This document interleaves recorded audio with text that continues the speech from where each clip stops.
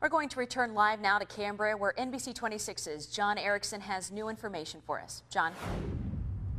And Cassandra, this is as close as we can get tonight. All the roads to Diddy and Milling Company are blocked off.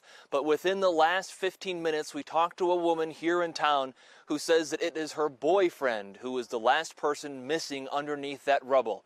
She says that he is a 52-year-old man.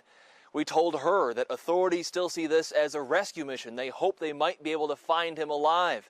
She had already assumed the worst. She almost broke down into tears. We told her we're all thinking of her tonight. Live in Cambria, John Erickson, NBC 26. Paul is live in Shawano right now with more from today's sentencing. Stacey, Nicholas Bennett addressed the court today saying he is sorry for the damages that he's caused and says he takes responsibility for his actions. Yeah, John, I'm at the intersection of Greenleaf Road and Mill Road. As you can see, the scene is very much clear now, but it was not like that just about 15 or 20 minutes ago.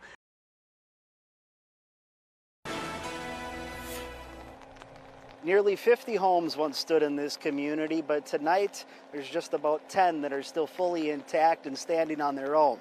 Now today, one by one, families returned home as they prepared for the worst. Just off of County Highway SS, you can see the wake of the tornado's path. From children's toys to what once brought pleasant news to an air conditioner. All of it ripped from the comfort of homes. Some are upside down, some are torn apart, some are on top of vehicles. They're what we call damage assessment, they're destroyed. Less than 24 hours after the tornado came through this Chautauqua community. You can cut through right there onto this road back this way and then go around the dumpsters and kind of head into the units. It's a real mess back there. The homeowners are returning to salvage what they can. What unit number was it? 9. I don't know about much left in that one. You can check it out. Good luck. Thank you. Darren Seaver was remodeling a home here. Like a bomb went off. I mean, can't even identify what lots or what. It was destroyed. So was his son's home and nearly everyone else's too. It's not easy. It's not easy. Like I said, people's stuff is everywhere. Something like this, it's unfathomable unless you've seen it up close. And while it's tough to discover those personal items likely buried beneath the rubble, it's considerably less difficult to find someone who lived here who isn't looking forward. There's angry people, there's, the hurts setting in, upset. Their stuff is in the trees across the yard, We just got to keep praying and keep a positive attitude. Now, since about 1 p.m., people that live in this community have been returning home, digging through the rubble, looking for their possessions that are still retrievable. Now, tonight, the Barron County Sheriff, they are staked out here, making sure that only residents return home. Keeping you connected in Chautauqua, I'm Eric Kress with NBC 26. Cameron, thank you. And as you well know, Reedsville was in the storm's path tonight. A combination of hail, wind, and rain damaging homes and knocking over trees. NBC 26's Mo Hyder live tonight in Reedsville with the latest. Mo. Yeah, John and Cassandra, check this out right over here. I'm going to pick up this wooden board. Now, clearly it's a lot taller than me. I'm about 5'11". This is just a piece of a barn that was destroyed during the severe thunderstorm. Now, I imagine this plus hundreds more falling down because of the severe weather. I'm going to step out the way and show you right over here. This is the barn that we were referring to. Neighbors say it was completely fine yesterday, but because of today's weather, it's now left in shambles. Now, neighbors I spoke to tell me that this storm happened around 6 o'clock in the afternoon. Many people say because of the hail, the wind, and all the rain, they had to go inside their basement. They said it was so loud that they could not hear each other talking even. Now, doesn't stop there. As you walk outside, you can see a lot of fog because of the hail and broken trees down the street. The family living in the home says now they just finished remodeling it. It is very frustrating. Nobody wants to do more work than they have to, and it used to be a really pretty house. So we'll have the insurance adjuster come out and it will be fixed. Now, despite the frustration, the family that I spoke with say they're just glad everyone is okay and everyone came out safely. We're live in Reedsville. Mo Hyder for NBC 26. The Knops are no strangers to American Ninja Warrior. Dalton's story of battling cancer as a child was featured last season as his brother Drew dominated the obstacle course on national TV. You know, Dalton's been a hero and inspiration to me for a while, and really pushed me to reach for those huge goals and push myself. Drew's dreams of winning the competition dashed last year on the rolling log. But he says he's back and even better. I wasn't prepared for what I experienced and how late we were staying up and when we were competing and everything else going on. So definitely wiser this year. Basically on this show, you are competing at night. It's from 9 o'clock to 6 in the morning. So for us, we've been trying to do later workouts, early workouts, and just getting our body used to whatever they throw at us, really. The three change up this backyard course they built daily to continue challenging themselves and focus on improving balance and strength. They're also mentally preparing. I try not to think about it, and that helps me not get nervous. But win or lose, the guys are in this together. It's just going to be really cool just kind of having that support. Even planning to open their own gym called Warrior Jungle in De Pere this year. Kids are natural monkeys, so it's time to get climbing. So they can share their passion with all of Northeast Wisconsin.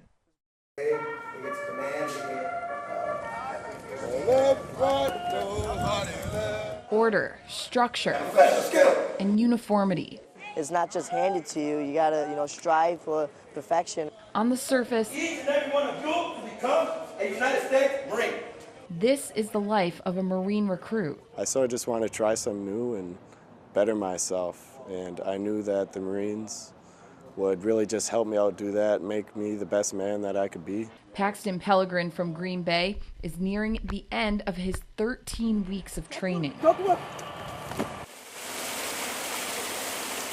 I want to become a Marine, and I'm going to do whatever it takes. A feeling shared by other recruits from Northeast Wisconsin. In the beginning, it was a tough change from civilian life to the recruit life. It was a big change, and throughout boot camp, you find your inner strength. The biggest test of inner strength comes here. The Crucible is a test of mental and physical limits.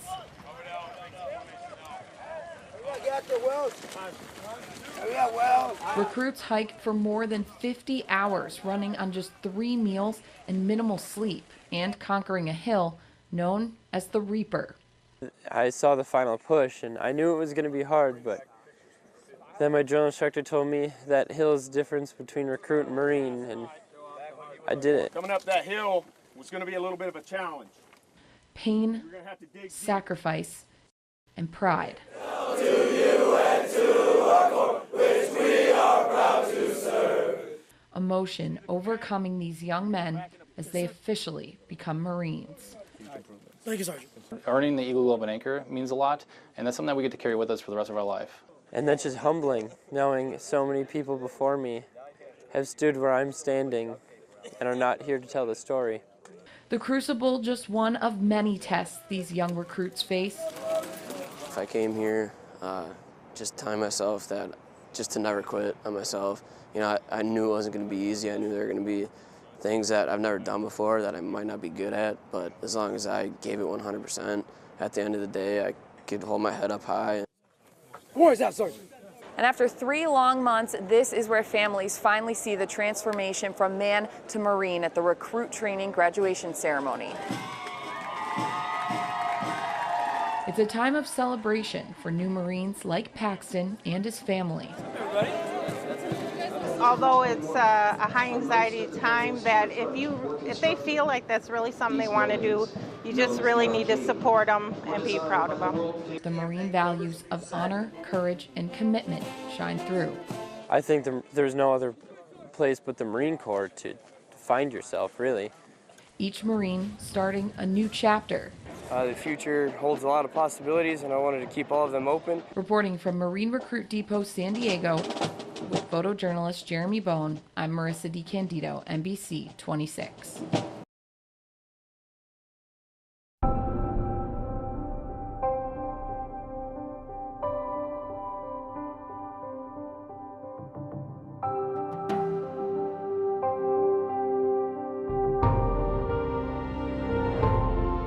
seeing the monuments is, you know, it's just hard to put into words.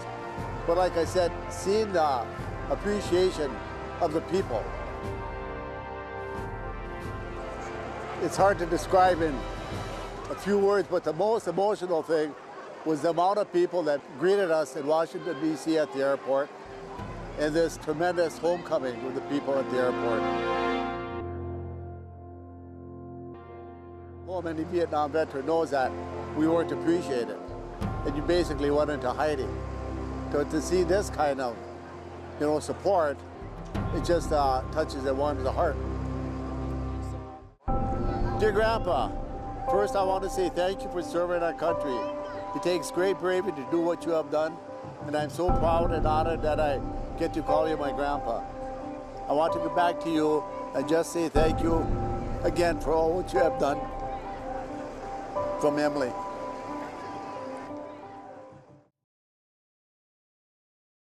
Oshkosh police holding a unity walk today to remind their community they're not only there for them, but appreciate the support Oshkosh gives them. NBC 26's Eric Crest has more on this show of solidarity. Families, religious leaders, people from all walks of life attended today's Unity Walk. The idea was simple: show what happened in Dallas as something people as far away as Oshkosh are reflecting on today. The community and dozens of members of the Oshkosh Police Department walked along Main Street in downtown today. As they walked, they shared with each other how what happened in the southern part of the country resonates with each and every one of them. They reflected on how coming together like this makes their community stronger.